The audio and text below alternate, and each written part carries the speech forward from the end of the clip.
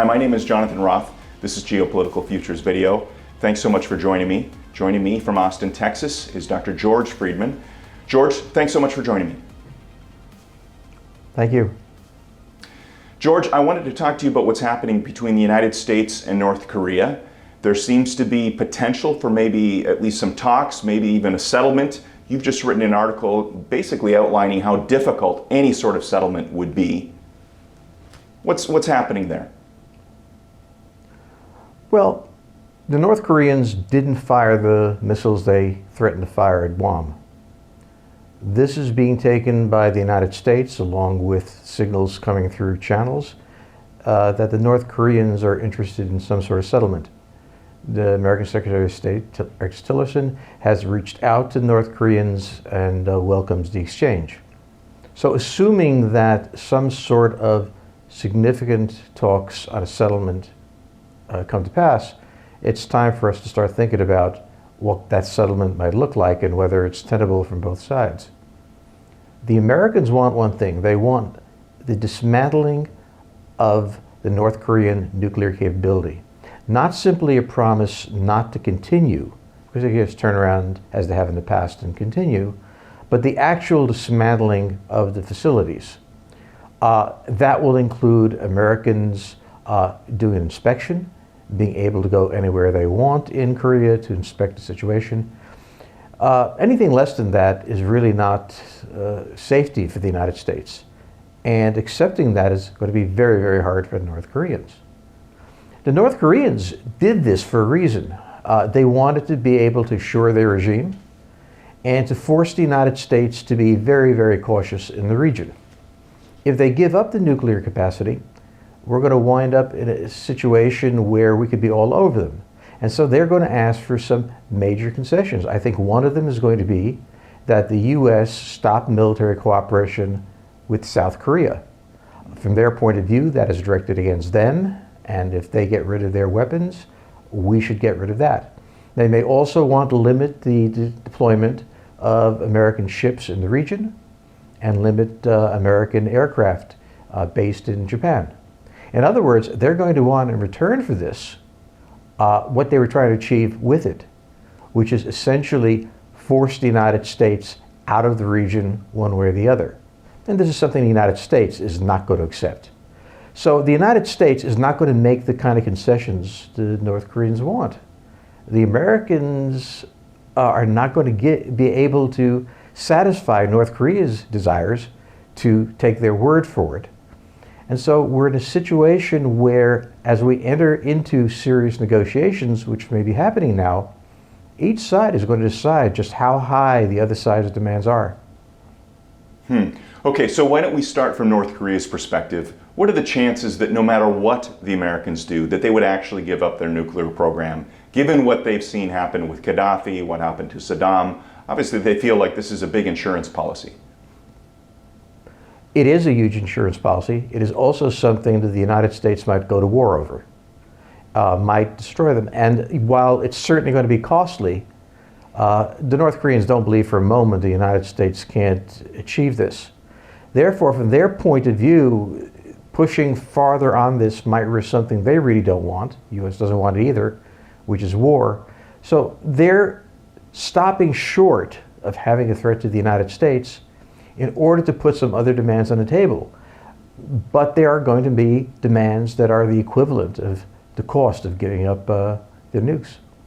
Okay, so what about the other option that you discuss in the article, and you briefly touched on it, and that's the U.S., their military posture pulling out of South Korea? What are the chances that that would happen? And quite frankly, just in military terms, let's just say they did pull out of South Korea and repositioned in Japan. Would that really make that much of a difference in terms of U.S. readiness to attack North Korea? Well, we have about 30,000 excellent troops in South Korea. They are not only a capable force, but they're the tripwire that guarantees the South Koreans that if the North Koreans attack, the United States will be in it from the beginning and therefore reinforce. If the United States did that, it would not only affect South Korea, but the entire region would start wondering about U.S. commitments on mutual defense pacts, on mutual aid pacts, and so on. So it's not like you can confine this simply to North Korea. It really gives a game plan, for example, to Iran. If Iran were to run up to getting a nuclear weapon, this would be the framework of the kind of negotiations that would go on there.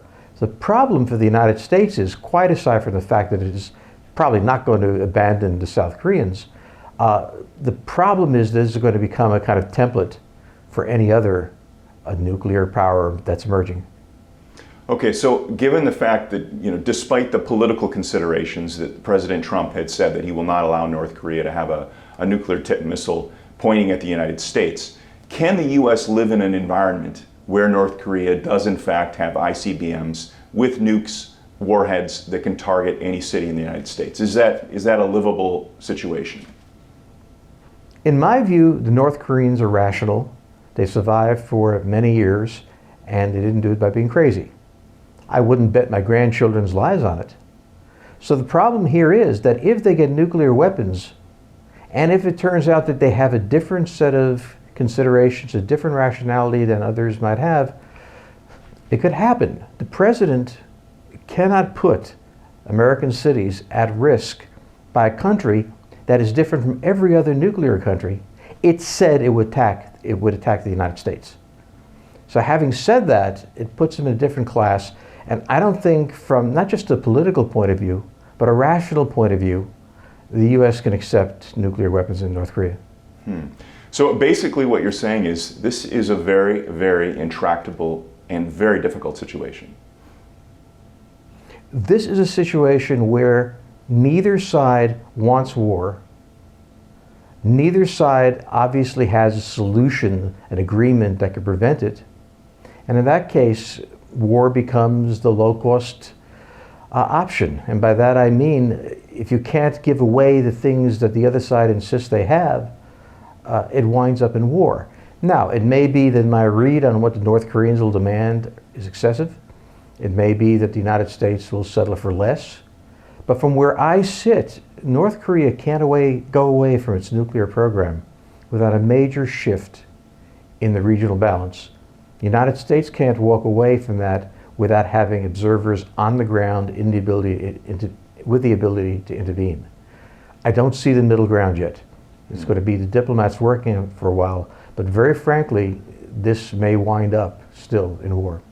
So final question for you then. China obviously understands both points of view, and China obviously has an interest in ensuring that there is no war on the Korean Peninsula. At what point are they going to step in and maybe pull everyone's chestnuts out of the fire, so to speak? I'm not convinced that the Chinese are appalled at the thought of the United States attacking North Korea. One of two things would happen. The attack would fail, in which case they could ridicule the United States, making clear how weak they are. It would succeed, in which case the Chinese would be in a position to paint the Americans as imperialist bullies.